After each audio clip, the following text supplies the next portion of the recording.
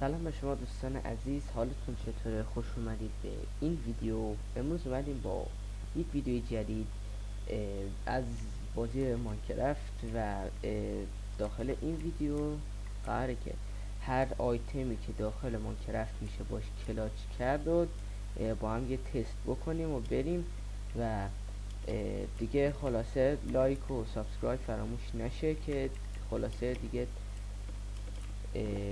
ویدیوهای جدیدتر بذاریم و کامنت حتما بذارید و اینجا لیست آیتما هست از آسون ترین آیتما برای کلاچ کردن تا سخت ترین آیتما واسه کلاچ کردن.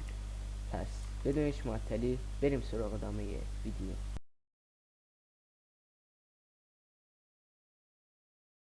لحظه من دونه بد اینجا بذارم که مردیم بتونیم اسپانشیم. خب سوروایول میکنم. اوکی، اولین آیتم که قراره باش کلاش کنیم و راحت ترین آیتمی که وجود داره توتم آف آنداینگه. توتم رو برمیداریم و مثلا میریم پایین. این کلاش اول که جز راحت ترین کلاش هست و باش میشه جون سالمی رو به در برد. بعد میریم سراغ آیتم بعدی که اون هم چیزی نیست جز اندرپل. واسه کلاش با اندرپل چجوری باید کلاش کردین که شما میپرید مثلا دارید فال نمیدونید اندرپلتون رو پرت میکنید و به این صورت باش کلاش میکنید.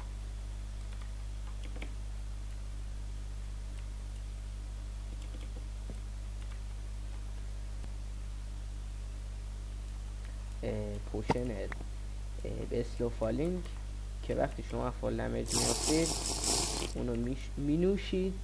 بعد میرم یه نوع کلاچ حساب میشه دیگه که شما فال دمیج دارید میافتید و از این پوشن استفاده میکنید که جونتون رو نجات بدید.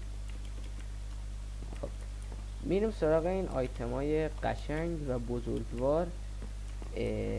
من اینجا باید یه کاری بکنم.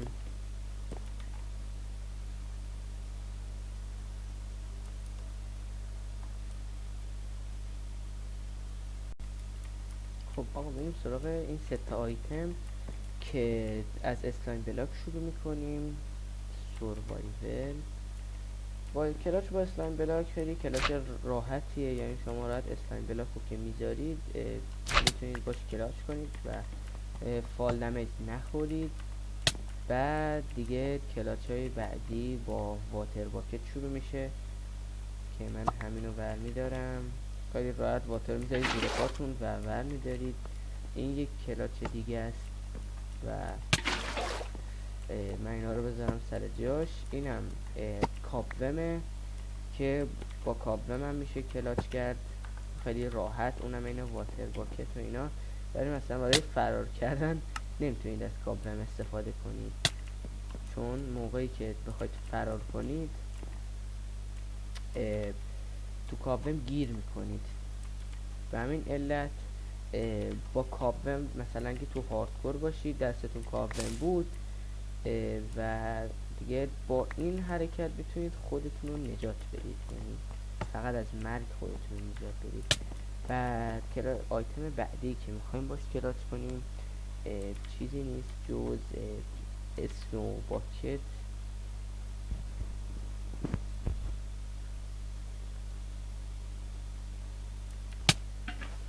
حالا اینو نمیدونم چرا نگرفت، ولی شما وقتی که اسنو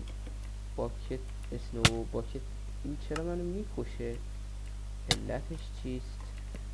کفش چرمی که نپوشیدم، شاید باید شیفت بگیرم. آره باید شیفت بگیریم که نمیدید. این نکته رو حتما بهش دقت بکنید که باید شیفت بگیرید موقع کلاچ. من این نکته نمیدونستم. مثلا تو هاردکور 700 میده باشید با استفاده از شیفت گرفتن این کار کنید که نمیدید. این از این آیتما کلاچ کردن باشون راحته. تقریبا من از همشون برمیدارم که ببینید چجوریه. این آیتم واینای وایم وارپت فارسته که حالا من ایممو اشتباه گرفتم. شما راحت با این واینا میتونید کلاچ کنید، یعنی کلاچ با این واینا خیلی کار ساده ایه. این از کلاچ واین. بعد یه کلاس دیگه هم داریم ما که کلاس این شکلیه که شما مثلا از یه جای دور اینا رو میبینید. این واینای اسمش چیه؟ واینه دیگه، اسم اینا واینه. اگه این واینا رو دیدید راحت میتونید باشون کلاش کنید. مثل لدر یه نقطه ضعفی داره ولی این نقطه ضعف رو نداره. بخوایم تفاوتش رو بهتون بگم، ببینید شما از این قسمت بیافتید روی لدر فال دمیج میخورید، ولی اگه همینو من مستقیم بیام جلو بیام روی این فال دمیج نمیخورم. این نقطه ضعف لدره و این نقطه ضعف کمتر نسبت به لدر داره که اسکافولدینگ. شاید خیلیاتون بگید مگه میشه مثلا با اسکافولدینگ کلاس کرد؟ بله میشه. شما فقط کافیه که شیفت رو نگه دارید و برید زیر پاتونم اسکافولدینگ بذارید دیگه، به این راحتی. این یه نوع کلاشه که با اسکافولدینگ انجام میشه و کلاس باحالی هم هست. بعد آیتم بعدی که قرار باش کلاس کنیم همون آیتمی که حدس میزنید چیه، لدر، که من این پلتفرمم بذارم مثلا این اینجا.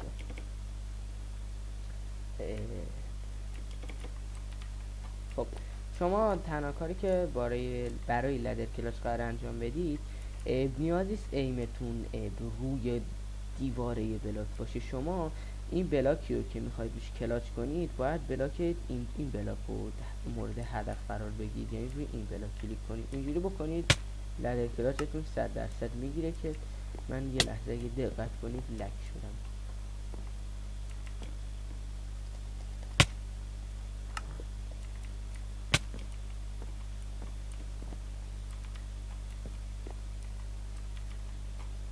ببینید این بلاک رو الان من مورد هدف قرار میگیرم و یه کلیک میکنم. حالا نمیدونم چرا لدرم این شکلی شده، لدر کلاچ چند خیلی وقت چون بدوار بازی نکردم داخل بدوار زیاد لدر کلاچ میکردم. این از کلاچ با لدر که این شکلی بود.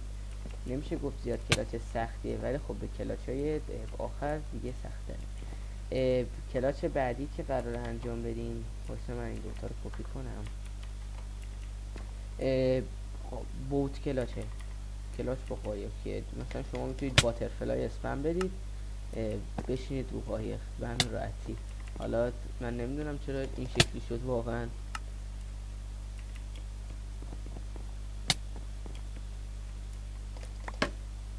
این از این. بعد این از کلاچ قایق، میشه گفت کلاچ آسونی باشه.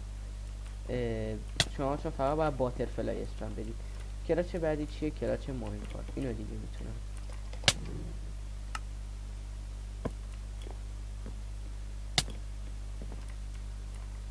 اشکالی نداره. این کلاچ هم راحته، مثل کلاچ با قایق میمونه که نمیشه گفت اونقدر هم کلاچ سختیه.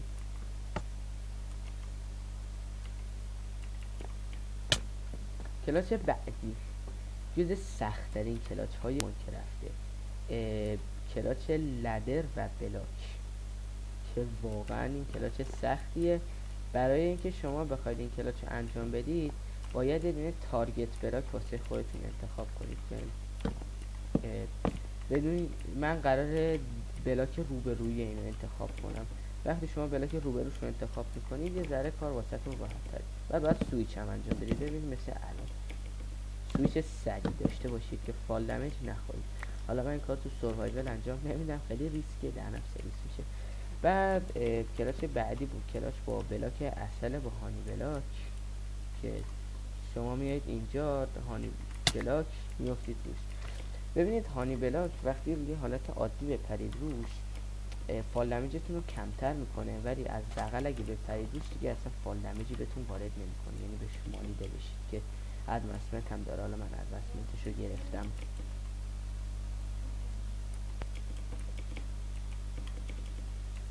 کلاچ بعدی جزو غیر ممکن ترین کلاچ ها کلاچ ریل و کلاچ ماینکارته.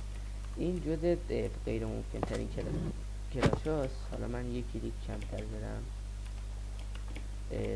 حالا این کلاچ مثلا شما اگه بخواید به رفیقاتون بگید چقدر خفنم این کلاچ رو انجام دادم با کامنت تیک ریت، ببین الان شد برای من شد این کلاچ. اونقدر حالا سخت نیست الان فکر کردم بهش. ببینید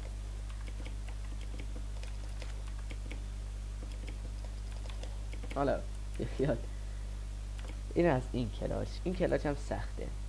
میریم سراغ کلاچ بعدی. کلاچ بعدی با این آیتم ها هست که من اول اینجا رو پر میکنم به این سادگی و شما باید از اینجا بیایید و اینجا بومیل بزنید زیر پاتون و به محض اینکه این درخت رشد کنه واینا میتونن جون شما رو نجات بدن. این شکلی. این هم یک کلاچ دیگه. کلاچ آخر که اون بهترین کلاچ ماینکرافت جاوا، ماینکرافت کامپیوتر و این کلاچ 100% میگیره و نیاز نیست دیگه شما جای نگرانی داشته باشید. اون کلاچ چیه؟ اون کلاچ رو اون تابلو نوشته چیه. بریم ببینیم چیه. بریم. کلاچ چیه؟ شما دکمه لایک و ساب رو میزنید، میپرید پایین، اووردتون لفت میدید، میمیرید. ورژن من الان ورژن 1.21.4 و این باگو متاسفانه داخل این ورژن گرفتن و داخل ورژن 1.16.5 و ورژن 1.21 این باگ هست. پس اگه جاوا پلیرید قلب زرد بذارید تو کامنتات، لایک و ساب هم بزنید، موقعی که داشتید فال دمیج میافتادید بمیرید این کار رو انجام بدید و دیگه نمیمیرید. و امیدوارم که از این ویدیو خوشتون اومده باشه. لایک و ساب فراموش نشه و تا یک ویدیو دیگه خدا.